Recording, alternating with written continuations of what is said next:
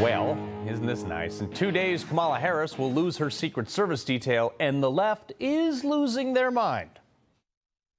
Detail denied. The president just revoking Kamala Harris's Secret Service protection extended by President Biden before he left office.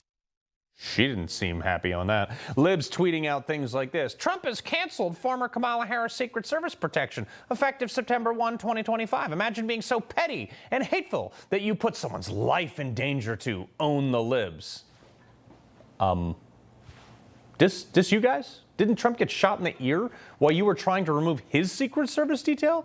Remember when Democrats tried to pass a bill that would strip Trump of his lawfully allocated Secret Service detail? And speaking of lawfully allocated, this guy, Trump has reportedly revoked Secret Service protection for Vice President Kamala Harris. This isn't just unprecedented, it's deliberate escalation. A sitting president stripping protection from a former VP is a threat signal, not a policy shift. And I'm thinking, this is probably an epic kind of troll. You guys deserve everything you get, Democrats, whatever. But because I'm not an airhead and I don't come on here and talk out of my rear, I decided to go do like 30 seconds worth of research on this. And would you look at that? Title I, Former Vice President Protection Act. Section 102 notes that Secret Service protection extends for former vice presidents, their spouses, their children who are under 16 years of age, for a period of not more than 6 months after the date the former vice president leaves office. 6 months. Now, I'm not a mathematician, but that brings us to, right about September 1st, oddly, exactly when they're actually losing their protection detail. Weird. Trump is just adhering to the law, that's all. And this has never been a story, ever before. But because the left hates Trump so much, they're trying to use it against him. Now, if these great thinkers of the Democrat Party, the tweeters and the social media influencers would have done, like I said, 30 seconds of research, they would have found that. But instead, they're partisan hacks and they aren't interested in the truth, just this narrative. Kind of like this. And I'm not sure how much they know this is a self-own on this one. Take a look at this headline criticizing Steve Witkoff. Quote, his inexperience shines through. Steve Witkoff struggles to manage Russia as Trump peace envoy. Yeah, okay. You are supposed to have editors so you don't get things egregiously wrong like this. Witkoff struggles to make peace, basically, is what they're saying. I'm curious, and maybe I'm crazy here, but whose administration did the Ukraine war start under? Oh, that's right. Yeah, it was Biden. So you're going to sit there owning a fireworks stand and say that the representative from the Trump administration is struggling to end the war that you guys and the Biden administration started? Okay.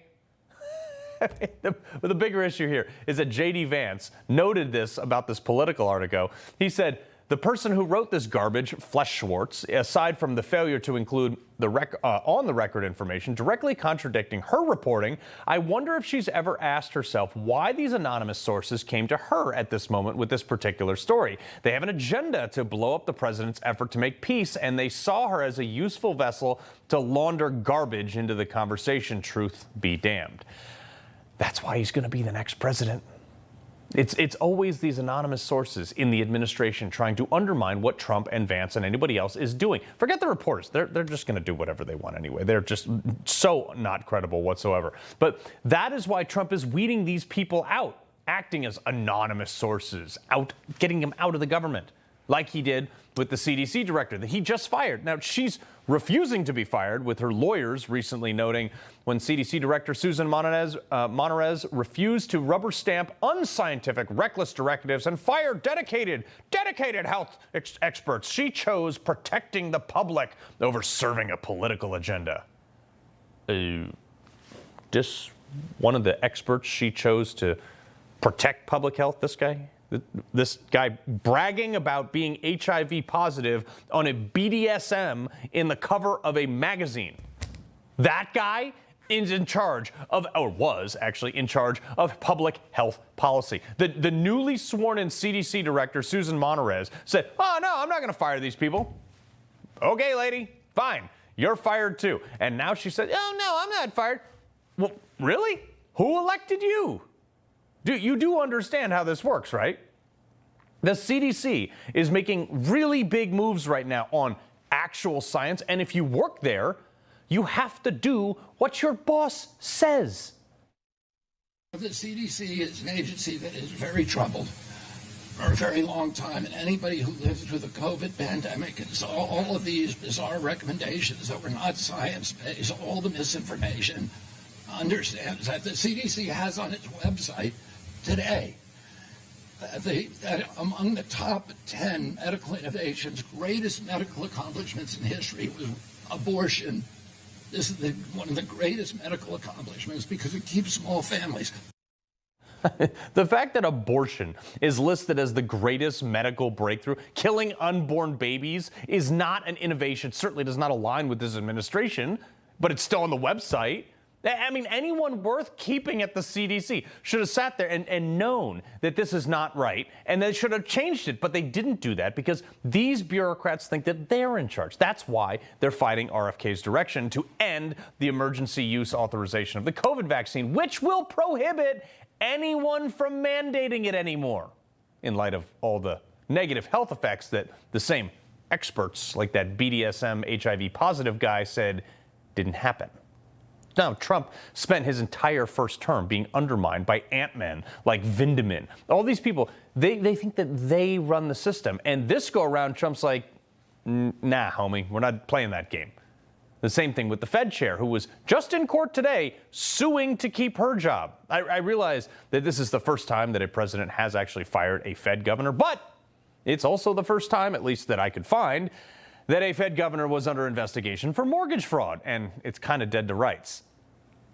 Look, you want to go against the sitting president on the Fed? Fine, you have the right to do that, but you better be squeaky clean if you choose that path. Keep in mind, from a legal perspective also, and Trump doesn't actually need a conviction to fire her as the chief executive. He can determine that he has seen enough information to make the determination to terminate her, and I think the courts will back him up. Well, actually, maybe not this court today, because this judge is a Biden-appointed black woman. She spent most of her career in academia, then worked with plaintiffs in civil rights, has no judicial experience whatsoever. Why was she fit to be appointed to this judgeship position? I bet it had nothing to do with her qualifications that she doesn't seem to have. And now she's overseeing the case of another person who was, let's just say, probably not appointed for her qualifications either, but I digress. This is why Tulsi Gabbard also cleared out nearly 50% of the intel community. Now, the left is saying, oh, how will the government function? Well, if this is the way you define function, I don't want it to function.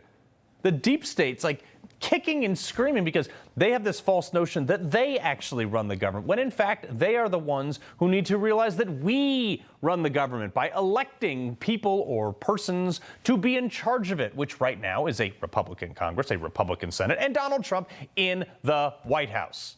Anyone who doesn't understand that should be canned so we can get on with the Trump agenda. Thank you very much. He loves the Constitution. He fights for what's right. He hates the bad guys. He's a freedom warrior. He's your freedom warrior. Watch Carl Higbie every weekday on Newsmax.